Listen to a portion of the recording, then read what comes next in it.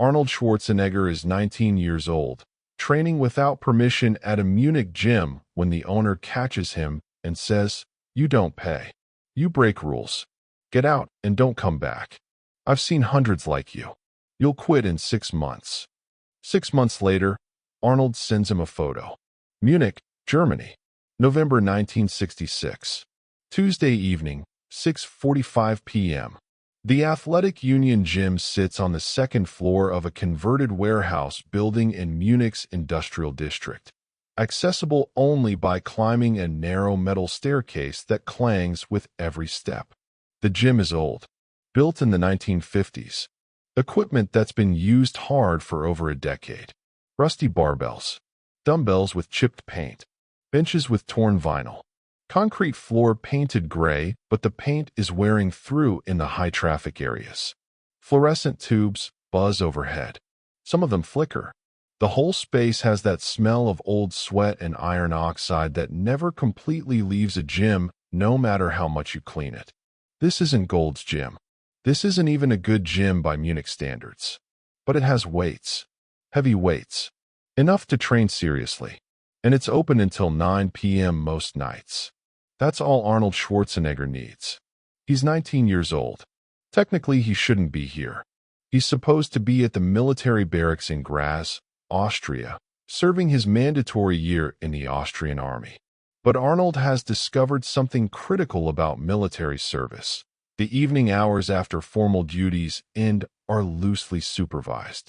If you're back by lights out at 10 p.m., nobody asks too many questions about where you were.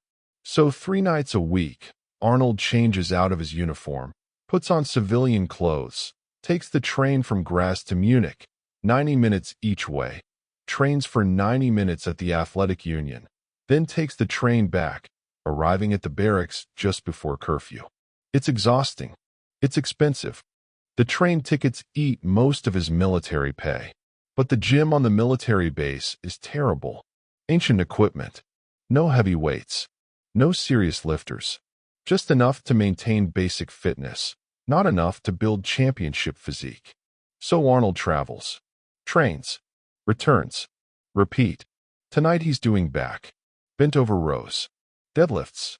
Pull-ups. He's been here for 40 minutes. Working with intensity that makes other gym members glance over. The weights he's moving are heavy.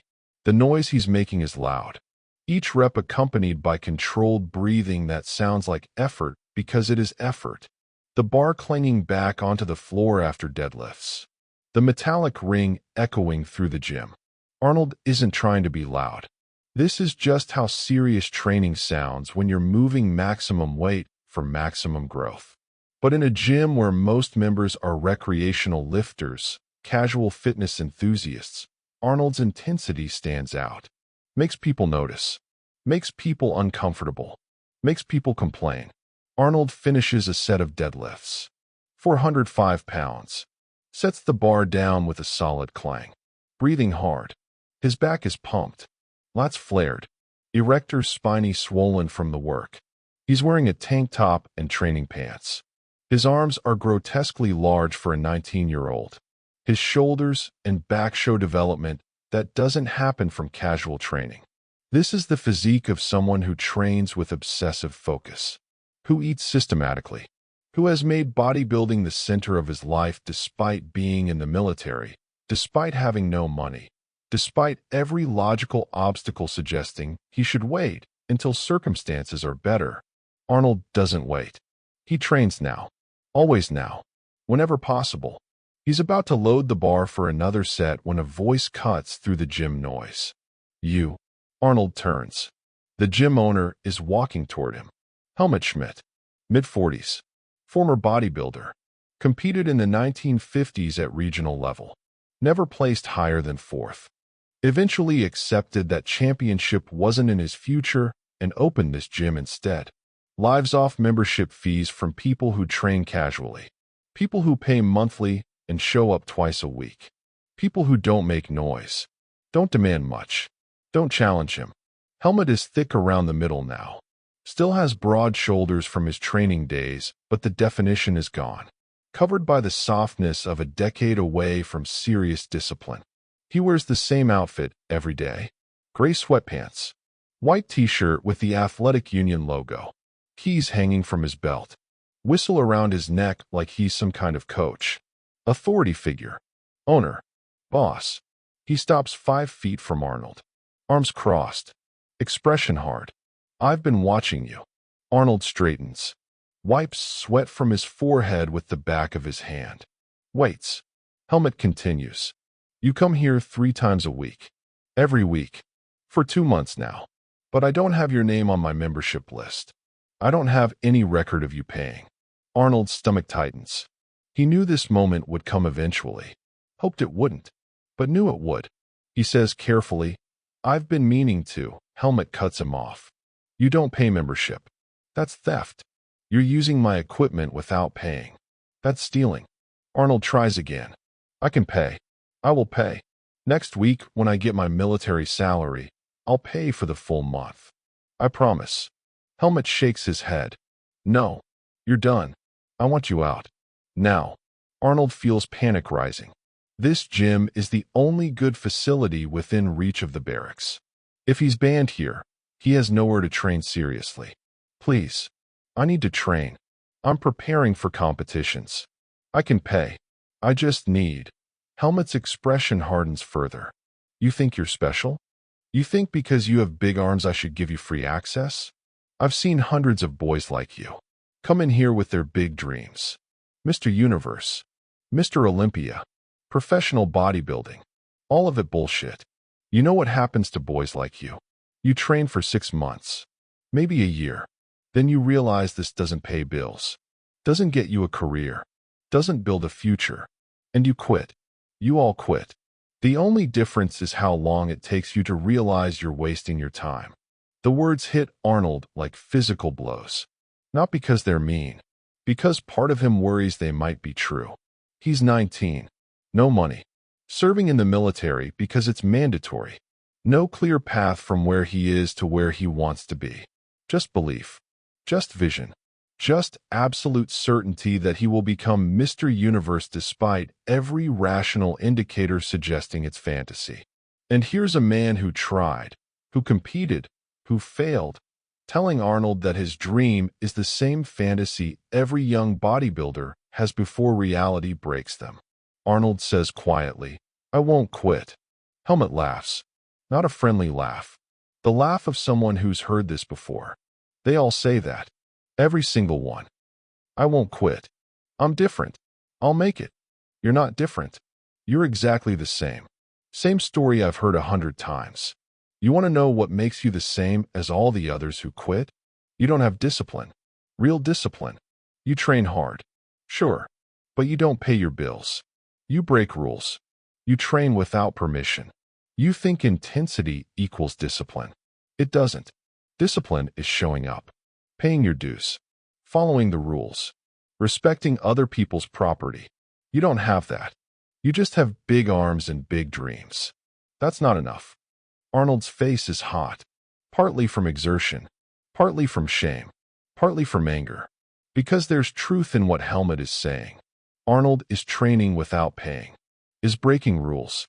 Is taking the train without telling his commanding officer. Is bending or breaking every rule that gets between him and training. But he's doing it because the rules are obstacles to his goal. And his goal matters more than the rules. That's not lack of discipline. That's clarity of purpose. But he can't explain this to Helmet. Can't make him understand that rules are different for people with extraordinary goals. Can't make him see that Arnold isn't like the hundreds of boys who quit. Arnold is the one who won't. Helmet points toward the door. Get out. You're banned. Don't come back. If I see you here again, I call the police. Tell them a soldier is training in Munich when he should be at his barracks.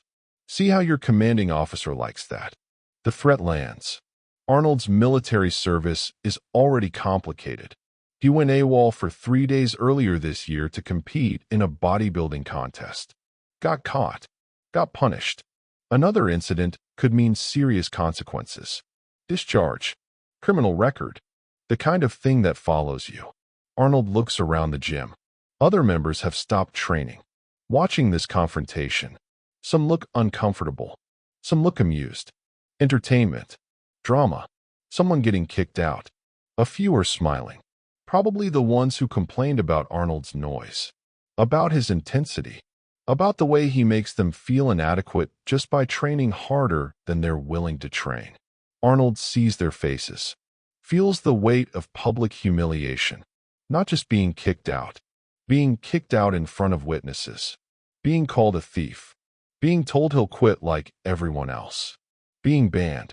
He doesn't argue further. Just nods. Walks to the corner where he left his gym bag. Picks it up. Puts his jacket on over his tank top.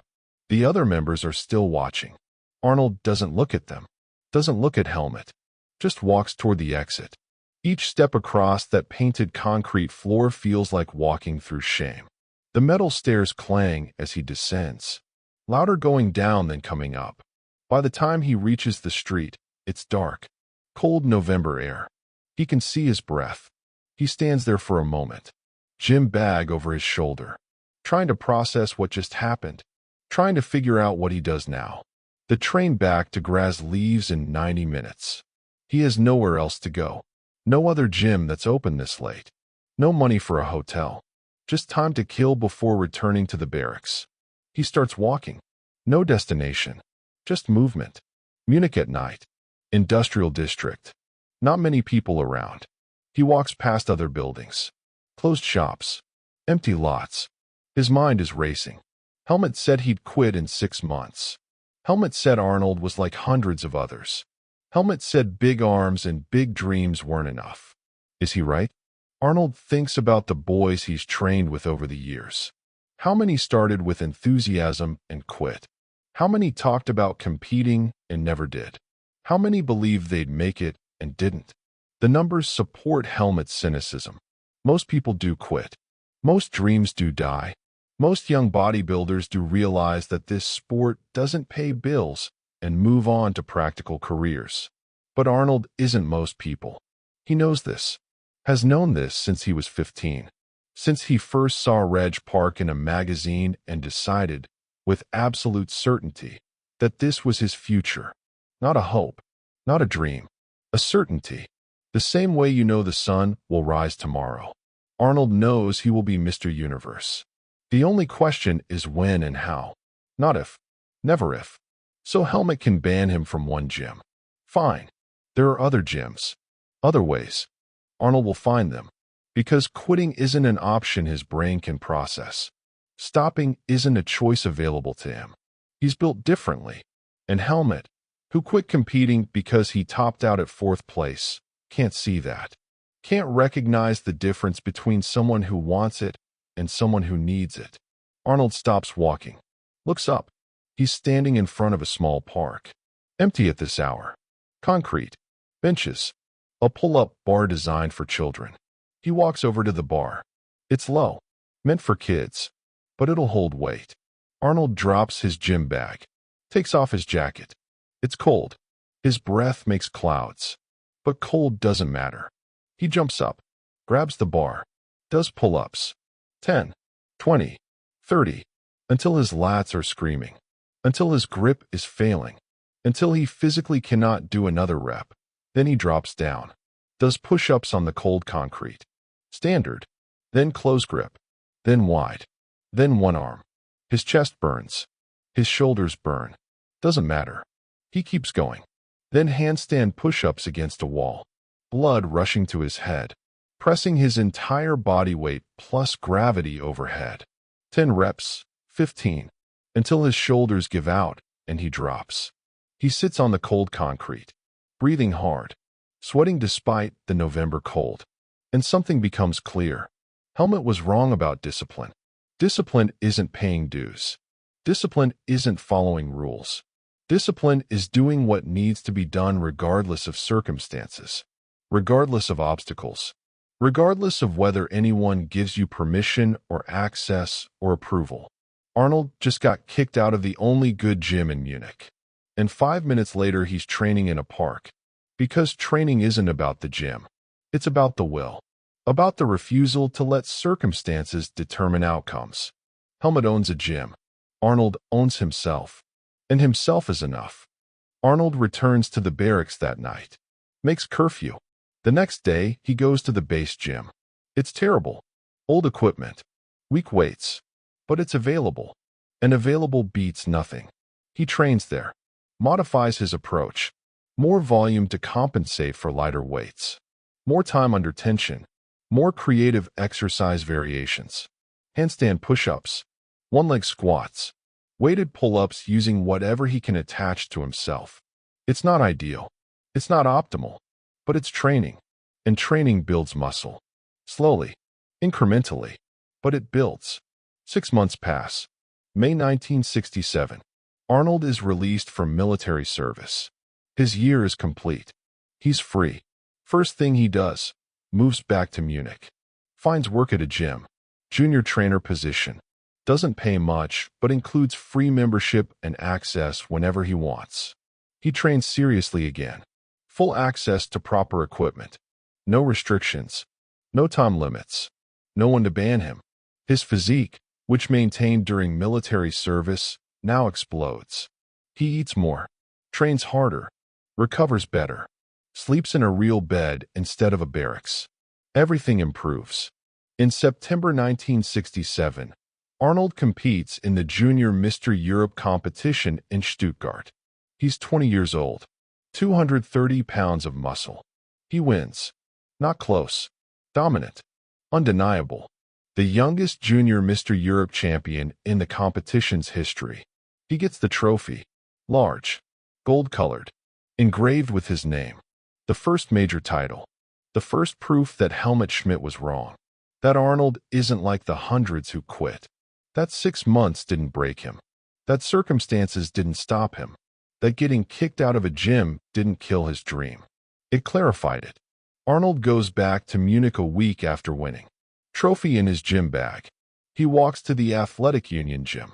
Stands outside. Same metal stairs. Same building. Different Arnold. He's a champion now. Has proof. Has validation. Has evidence that the man who banned him, who predicted his failure, who compared him to hundreds of FA, doesn't need to. Just stands outside on the street. Takes out the trophy. Holds it. Has a friend take a photograph. Arnold standing in front of the athletic union gym. Trophy in his hands. Smiling. Not a gloating smile. Not a revenge smile. Just a confident smile. The smile of someone who knows they were right. He gets the photo developed. Writes on the back. Herr Schmidt, thank you for teaching me that gyms don't make champions. Champions make themselves. Arnold Schwarzenegger, Junior Mr. Europe 1967. He mails it to the gym. Doesn't wait for a response. Doesn't need one. The photo says everything. The trophy says everything. The fact that Arnold is standing outside the gym Helmet banned him from, holding a championship trophy 6 months after Helmet said he'd quit, says everything. Helmet was wrong. Not just slightly wrong. Completely wrong. Arnold wasn't like the hundreds who quit. Arnold was the one who couldn't quit. The one who trains in parks when gyms ban him. The one who finds ways when doors close. The one who turns obstacles into motivation instead of letting them become excuses. Years later, Arnold would tell this story to young bodybuilders struggling with access, with money, with circumstances that seemed to make training impossible. He'd tell them about the gym owner who banned him, about training in a park in November, about handstand push-ups on cold concrete, about winning Junior Mr. Europe 6 months after someone with 20 years experience in bodybuilding told him he'd quit. And he'd say, people will close doors on you. People who failed will tell you that you'll fail too. People who quit will predict that you'll quit. And they're right about most people. Most people do quit. But you don't have to be most people. You can be the one person who doesn't quit, who keeps training when access is denied, who finds ways when the easy path is blocked, who proves every cynic wrong not with words, but with results. Helmet Schmidt eventually heard about Arnold's success, about Mr. Olympia, about Hollywood, about becoming the most famous bodybuilder in the world. He never commented publicly, never reached out, never apologized. But people who knew him said he kept that photograph. Arnold standing outside his gym, trophy in hand, smiling. The young man helmet banned. The young man he said would quit. The young man who became exactly what Helmet said was impossible.